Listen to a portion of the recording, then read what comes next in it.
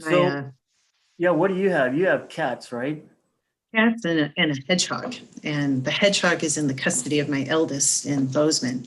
And she did a pretty funny video the other day of Tito the hedgehog voting. Cute. I have a little sticker saying I voted. Yeah, I think there was one in there. But like the double secrecy envelope, the whole 9 yards. Oh, that's funny. That could go viral. Put it in the right place. I know. It might go to his Good head. morning. Good morning. Good morning. Kara, who is running the show today? So I've got the Zoom, but I think someone else is in there for eScribe. I'm not sure who.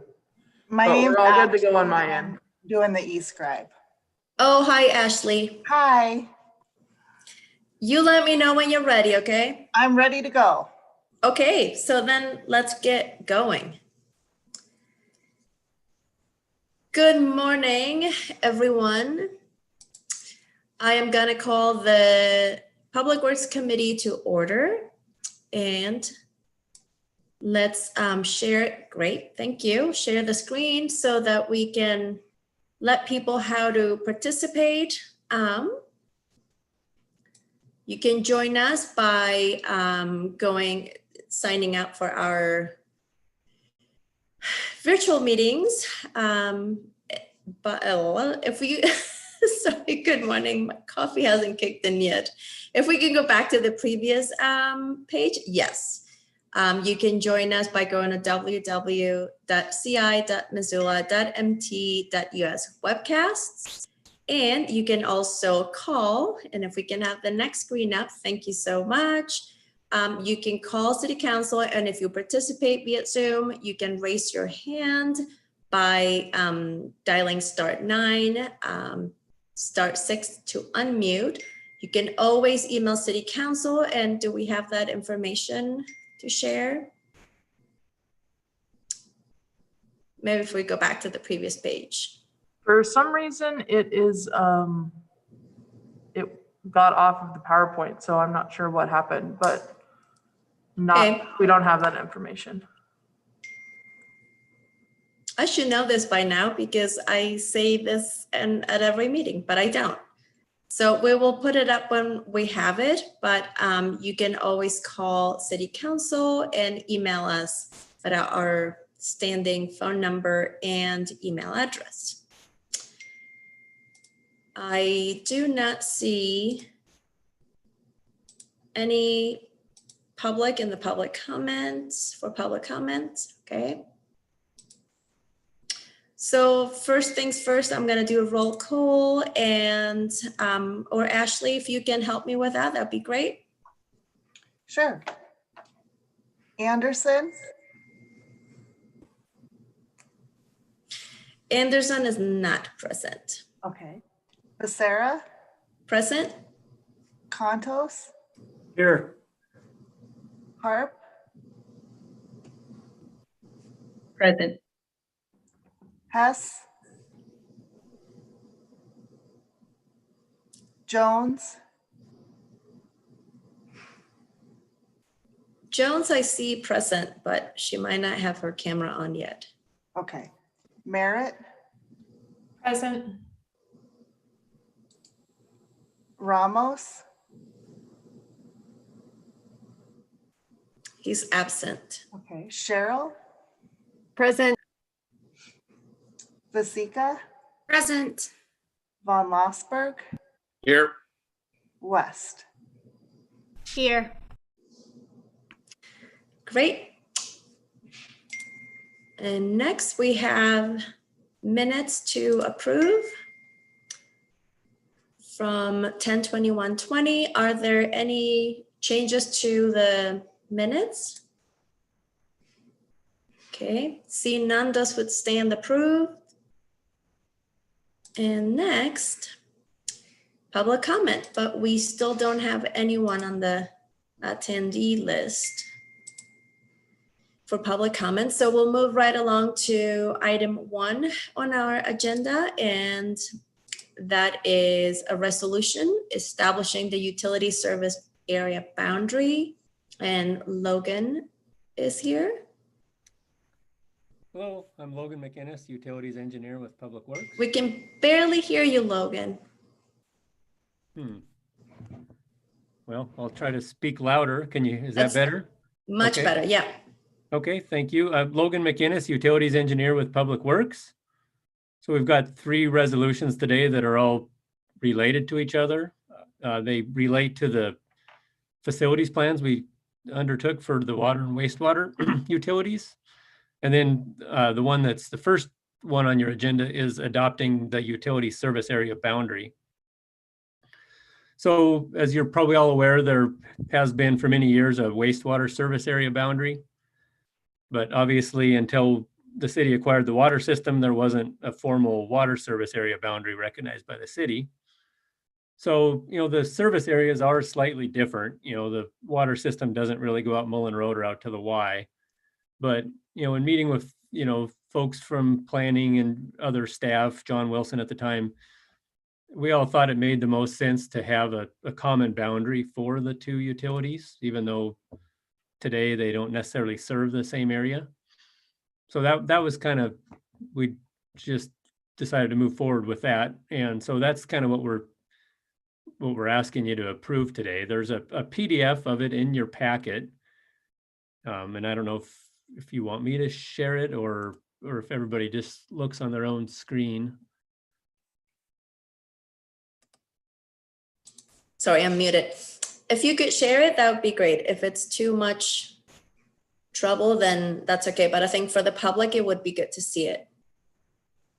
Okay, let's see. If I just hit share screen, hopefully. Are you seeing that? Not yet, but yes, now we can. Okay. So this is the boundary, and you'll see it's kind of that, I guess, teal colored line. That's the proposed water and wastewater service boundary. So the only real changes from what had been adopted before for the wastewater service are in the yellow and the purple colors. So there's a couple areas that just really shouldn't probably not been in there in the first place. They're kind of undevelopable areas on, Mount Sentinel here and up on Jumbo.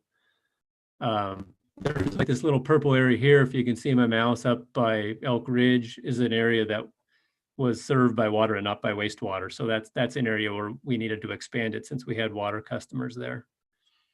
A little bit of Glen Eagle is being removed. It's, we really don't have utilities up there to serve that area. And then I think the last little area down here on the south end of town also is an area served by water, not by sewer. So we're not talking any real significant change to what was already the plan. So are there any questions about that? Heidi. So I was wondering, I guess especially that area out towards the Y, that's, a considerable distance, I guess, to deliver, like for the physical delivery of our services. Was there a cost, like benefit analysis of, I don't know, I guess providing water? I realize sewer already is in that area, but providing the infrastructure to, I guess, to get to those more distant areas. I'm sorry, my phone was ringing while you were talking. I couldn't shut it off. So which purple area were you talking about? Oh, so I'm just generally, I realize that this is the boundary that existed already for the sewer service area. And I guess I was just kind of wondering about the cost of delivering or creating and maintaining infrastructure to outlying areas like the Y especially, versus, if there was versus more, centrally located areas, and if there was maybe like an analysis of what delivery costs are to those outlying areas versus, our existing service area. I'm not sure that I'm articulating my question very well. I'm sorry. Well, no, it's okay. I think I can address it. I mean, I guess I would say for this effort, no, we've basically left status quo other than these minor modifications. I don't know what analysis went into, say, running sewer out to the Y. One other thing that's maybe worth bringing up is, we have a different map that we had intended to make available to council members, and it wasn't working until yesterday. So I could show it to you, and it kind of shows, and this one isn't necessarily intended to be out there for the public. I mean, there's nothing, that we're afraid to show, but it's not our intention. And so I might put this map up, and it kind of shows the two different annexation areas. There's, there's areas that are desired for annexation and areas that aren't. So if you don't mind, I'll pop this map up. And are you seeing this other map load? It's loading, yeah. Okay. I see that Dale Bickle has his hand up, and I'm guessing he might have something to contribute to this question too. Dale? Yes, I do. Thank you. I guess one thing I wanted to point out is that while, the city extended sewer out to the Y a number of years ago, and there's a SID or a rural special improvement district out there that's paying that, water has not been extended. And in fact, the county is right now pursuing a targeted economic development district out near the Y. Water is a huge constraint out there. And, Dennis could speak to it a little better as he's on the call, but the costs are substantial to extend water if they want to connect it to our municipal utility. But sewer is the Y is already served. Great, thanks. Go ahead, Logan. Okay, so this map, it addresses, like, this is sort of a disclaimer that's going to be on the map. And so it says that, just because you're in the area doesn't mean that you have mains available. It tells you that you're responsible for the cost of extending those mains. And let's say you're a developer that wishes to be served. And it also says that that there's properties in the floodplain that, even though they're in this boundary, that, we would not provide service there. So those were some concerns that bubbled up when we took this to the PAT committee. So I guess not directly answering your question, but just kind of letting you know that this is out there, that people are made aware that it's their cost to connect. And then, so I'll just quickly pop this up so you can kind of see that, well, I don't know. Sorry, but things over top of other things here, and I can't. So this map shows areas that are desired to be annexed and areas that aren't. So even though, these yellow areas, for instance, we've, planning kind of made an effort to look and say, well, what do we want to annex and what don't we want to annex? So just because they're in this boundary doesn't mean we have any intention of annexing and providing other services, that might impose more costs. So that, I guess that's another sort of way of answering your question, I guess, is, we've recognized that, there's areas out by the Y that are already being served by sewer, but don't really have any intention of annexing anytime soon. So hopefully I've answered your question, or Dale and I have. Yeah, that's super helpful. Thank you. Yes. Great, thanks. Next I see Heather. Thanks. Actually, Dale anticipated my question, but if you'd like a motion on this, I would be happy to put that forth. That would be great, thanks. Okay. Let's see if we have, there's no one to provide public comment. And we have a motion on the floor. So Ashley, could we take a roll call, please? Roll call vote.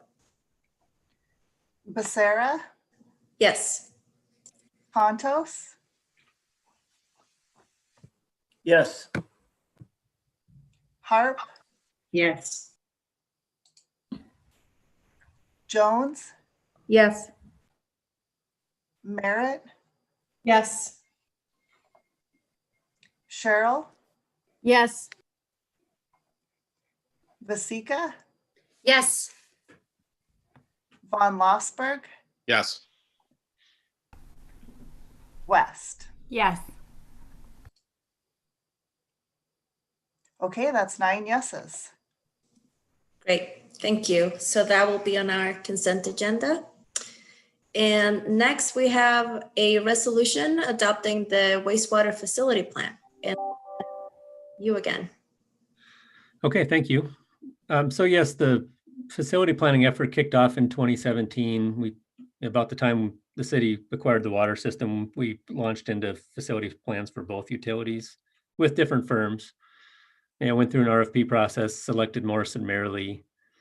The last facility plan had been completed in 2008, so we definitely needed to take a look at the system. So we looked at, the treatment facility, the collection system, all the lift stations. So it was a comprehensive look at the overall system.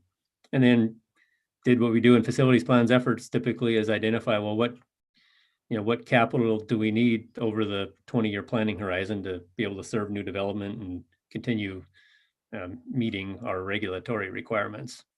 So this facilities plan was wrapped up probably more than a year ago. They were both presented to Public Works Committee, they weren't finalized largely because of that boundary issue. So I apologize it took so long to bring this back and ask you to adopt it, but here we are. So are there any questions about the wastewater facilities plan? Any questions from Julie? This is really just more of a city council process question, not one for Logan. But the copies of the plans are not actually attached to the agenda items. And I'm assuming that we do have the full plans out on the website someplace. So maybe the clerk's office can make sure that we get either a link to those plans attached to the agenda items, or copies of the plans attached to the agenda item. So just for future reference that they're on record there. Julie, I see links to the plans on the agenda. It's just I'm looking at one right now. all that's coming up for me is the resolution.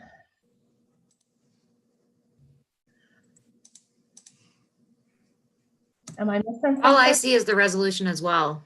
Yeah, so there's like on the The way. nice, oh, it's in the referral. I'm sorry, that's what I'm looking at. Yes, you're right. If you look at the referral, Right. bottom, it says view the full link, and there's a link to the plan. Okay. Maybe we could get that one Yep. up in the hierarchy so that it's easier for people to find. It seems a little buried. Thanks. Okay. And I Sounds- would be happy to make the recommended motion to adopt the wastewater facility plan. Great. So let's see, no public to provide public comments. So we have a motion on the floor to adopt the wastewater facility plan. Can we I'm sorry. Could we have a roll call vote, please? Yes. Becerra, Yes. Contos, Yes. Harp, Yes. Jones, Yes. Merritt, Yes. Cheryl, Sorry, yes. Vasika, Yes. Von Lossberg, Yes. West. Yes. Okay, that's 9 yeses. Great. Thank you. And that will be on our consent agenda. And next we have a resolution adopting the water facility plan. Okay, similar story here. When the city acquired the water system, one of the first acts was to release a request for proposals. City engaged with HDR Incorporated to complete a water system. They call it a water system master plan, and it's the same thing as a facilities plan. So it's just kind of what appeared on their cover. So that's why we're referring to it that way. Mountain Water had never done a plan like this. So this was sort of a starting over from scratch, sort of, looking at the overall system, water supply, transmission, distribution, storage, regulatory aspects, future growth, kind of the whole package of what it takes to meet our needs over the next 20 years and identify the capital costs associated with that. So any questions about the water system master plan? And Logan, these plans are paid for with enterprise funds, correct? That's correct. Heather. Thanks, Martha. Logan, I was wondering, you know, I tend to think that plans are a good idea, and I'm kind of surprised that Mountain Water at the time did not have a water facility plan or some version of that going for some time. Is that a normal thing for privately held companies to elect not to do while they're working with their local governments? I guess I don't know. I mean, there's not a lot of private utilities in this part of the world, so nothing required them to do it.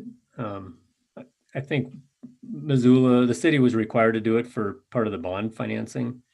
So I guess I don't know. I mean, a lot of the pieces existed, probably quite a few of them in my head, some of them written down, some computer models existed. So there were, I think, the key elements were there, but yeah, there was just, I guess, no reason to do a formal plan. These studies are expensive. I mean, I think it was a good study and well worth the money, but. Appreciate it. Okay. Next, Julie, and then Dale. I just, yeah, as Logan just said, these plans are expensive, and so I would like, actually, first of all, I'd like to go ahead and make the motion, if that's all right, to adopt the Missoula Water System Master Plan. This one I spent a little more time, as it's a little more in my area of expertise, and I do believe it was excellent work on the part of the consultant, and a lot of work from the city staff. So Logan, thank you and all of your staff who were involved in putting together a really thorough document that is gonna, serve the city for years to come. It is an important piece for municipalities to create plans like this. So it was an absolute necessity, even if the financial folks hadn't been requiring it. It's something that we need to be good stewards of our resource. So thanks, guys. Thank you. And Dale. I want to take the opportunity to talk about all of the city's planned infrastructure investment. So with the adoption of the wastewater facilities plan and the water facilities plan, plus council a few months ago, actually more than a few months ago, adopted a stormwater facilities plan. We are wrapping up our pavement condition assessment. And you also approved during the budget process our new transportation CIP. So we've been able to converge all of these long-term infrastructure plans really at the same time. And so what this is going to allow us to do is really prioritize our investments in areas that are going to support not only, for example, the water utility, but focusing our efforts on important main replacements, say, that are in an important transportation corridor. We'll be able to achieve multiple goals at the same time with the city. The water facilities plan, I'll point out, it's recommending we push main replacement to $8 million per year, which is probably triple or more than triple what it was, and that is in order to to really move the needle on the leakage issues at the city. Now, what I point out and what Jeremy Keene has pointed out a lot is that we have main replacement issues all over the place. So it is to be able to prioritize a main replacement, for example, on areas where we have really important transportation infrastructure we want to accomplish, we are really set up well to do that now. And I think we're going to be much more sophisticated in how we are able to prioritize these and connect the dots across all of our infrastructure. It's a great point. Thanks, Dale. Yeah, I think that this is a good, a well informed way and equitable way to do planning and grow our community. So I'm very supportive of all the infrastructure plans that we have in place. Thanks for that. So we have a motion on the floor. I don't see any comments, any public to provide comment, anything else from council members? Okay, so let's have a roll call vote, please. Ashley? Okay. Becerra, Yes. Contos, Yes. Harp, Yes. Jones, Yes. Merritt, Yes. Cheryl, Yes. Vasika, Yes. Von Lossberg, Yes. and West. Yes. Okay, that's 9 yeses. Great, thank you. And that's approved, and it'll be on our consent agenda on Monday. And that is all we have for today. Thank you, Logan, for all the information and everything. Thank you all very much. And with that, we would be adjourned. Thanks, everyone.